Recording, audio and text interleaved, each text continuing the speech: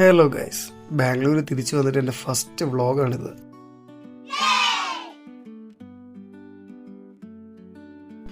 തലശ്ശേരി ഹോട്ടലിൽ നിന്ന് ഒരു ചായ കുടിച്ചാവട്ടെ ഇന്നത്തെ ആരംഭം.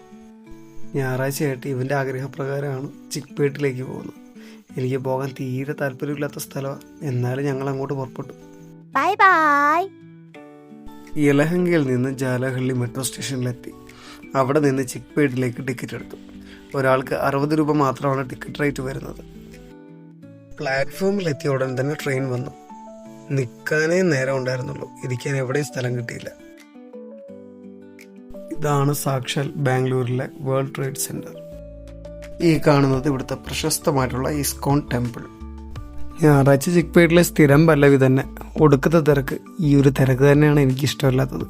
അതിനിടയ്ക്ക് എന്തൊക്കെയോ വലിച്ചു വാരി വിടുന്നതാ ഒരുത്തൻ.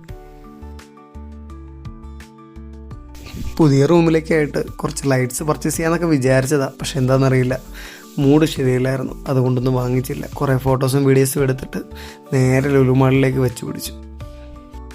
ലുലു ഹൈപ്പർ മാർക്കറ്റിൽ കയറി ആ ട്രോളി എടുത്ത് വെറുതെ തള്ളിക്കൊണ്ട് കിടന്നു. എന്നാൽ ഒരു വക സാധനം വാങ്ങിച്ചോ, അതുമില്ല. വെറുതെ ഫുഡ് കോർട്ടിൽ പോയി വായി നോക്കിയിരുന്നു.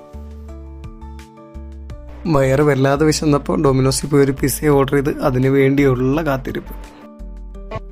ഒരു നേരത്തെ ആഹാരം ഇവന് നീ കൊടുക്കണമെന്ന് എന്നോട് പറഞ്ഞപ്പോ ഇത്രയും പ്രതീക്ഷിച്ചില്ല. 3 പെട്ടിയുടെ കാശ് ആ പട്ടിയിരുന്ന് വെട്ടി വിഴുങ്ങണത്. അങ്ങനെ പട്ടി ചന്തയ്ക്ക് പോയ പോലെ ഞങ്ങളതാ തിരിച്ച് വീട്ടിലേക്ക്. Okay, by.